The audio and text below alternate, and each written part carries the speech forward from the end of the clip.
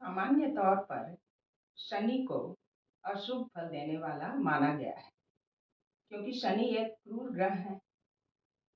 शनि को दंडाधिकारी कहा गया है। वे कर्मों का फल देते हैं।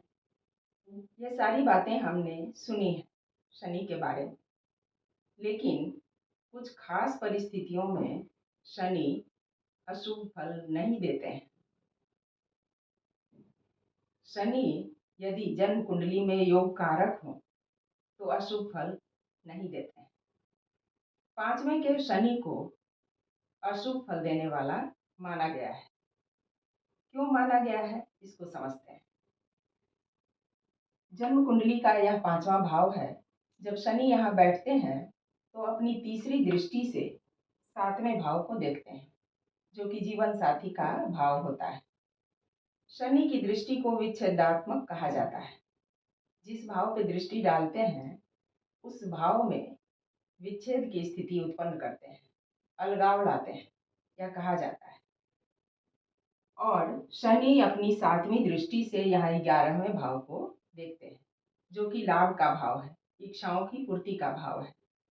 तो सातवीं दृष्टि से जब वहां देखेंगे तो वह भाव भी प्रभावित होगा, जो कि लाभ का भाव है। तो लाभ में कमी आ सकती है, इच्छाओं की पूर्ति में बाधा आ सकती है। और शनि अपनी 10वीं दृष्टि से यहाँ धन भाव को, दूसरे भाव को देखते हैं। जब पांचवें भाव में बैठते हैं तो 10वीं दृष्टि से यहाँ धन भाव को देखेंगे, तो धन में समस्या उत्पन्न हो सकती है। यदि शनि खराब स्थिति में हुए तो शनि की दृष्टि का प्रभाव धन भाव पे भी पड़ेगा। लेकिन आज के इस वीडियो में हम जानेंगे कि शनि कब पांचवें में बैठकर भी अशुभ फल नहीं देते हैं। आइए विषय को शुरू करते हैं और ज्योतिष तत्व की यात्रा में आगे बढ़ते हैं। जब शनि यहाँ स्वराशि में होंगे, मकर राशि में होंगे या कुंभ राशि में होंगे, ये दोनों शनि की राशियां हैं, मकर राशि और कुंभ राशि। तो जब यहाँ 10 नंबर या 11 नंबर लिखा रहेगा तो शनि अशुभ फल नहीं देंगे।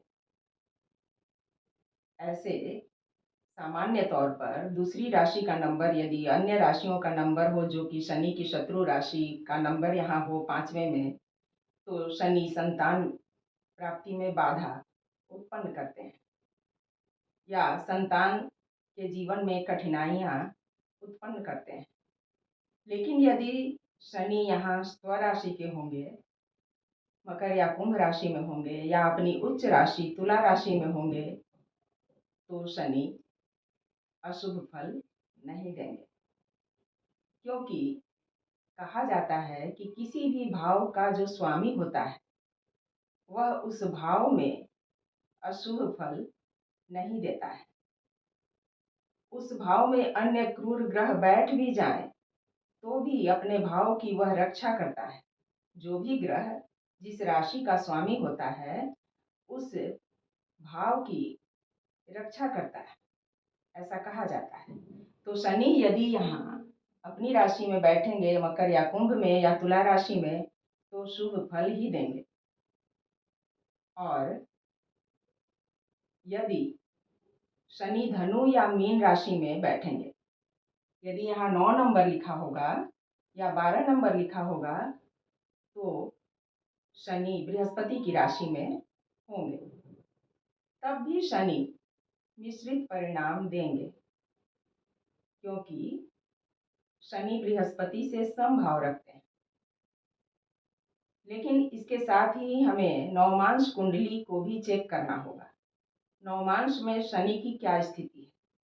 यदि नवमांश में शनि अशुभ प्रभाव में है या शत्रु राशि में होकर बैठे हैं, तो शनि अशुभ फल दे सकते हैं। लेकिन सामान्य तौर पर यदि शनि मीन या धनु राशि में होंगे तो मिश्रित परिणाम देंगे। यदि बृहस्पति, जो कि मीन राशि और धनु राशि के स्वामी हैं, जन्म कुंडली में मजबूत स्थिति में हो तो तब शनि अशुभ प्रभाव कम देंगे।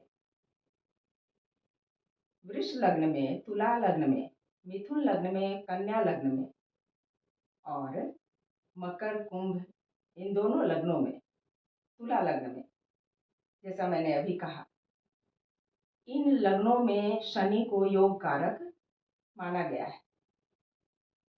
मैं फिर से रिपीट करती हूँ।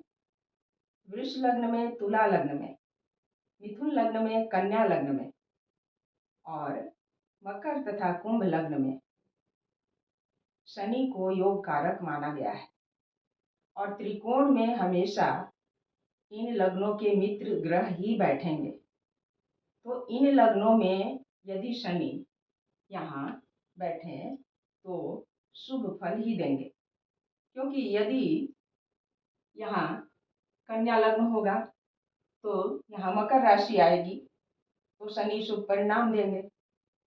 इसी तरह से यदि वृष लग्न होगा तो वृष, मिथुन, कर्क, सिंह, कन्या, यहाँ कन्या राशि आएगी जो कि बुध की राशि है और बुध शुक्र आपस में मित्र होते हैं शनि के। तो शनि अपने मित्र के घर में होंगे तो शनि शुभ फल ही देंगे, ऐसा समझना चाहिए। इसलिए इन लग्नों के लिए शनि योग कारक होते हैं और बाकी अन्य लग्नों के लिए जो इनकी शत्रु राशियां हैं उनमें शनि अशुभ फल देते हैं, ऐसा समझना चाहिए। इसलिए हमेशा शनि से हमें डरना नहीं चाहिए। आशा है यह वीडियो आप सभी के लिए उपयोगी होगा और यदि यह जानकारी आप सभी को अच्छी लगे तो मेरे चैनल को सब्सक्राइब अवश्य करें। साथ ही वीडियो को लाइक और शेयर भी करें।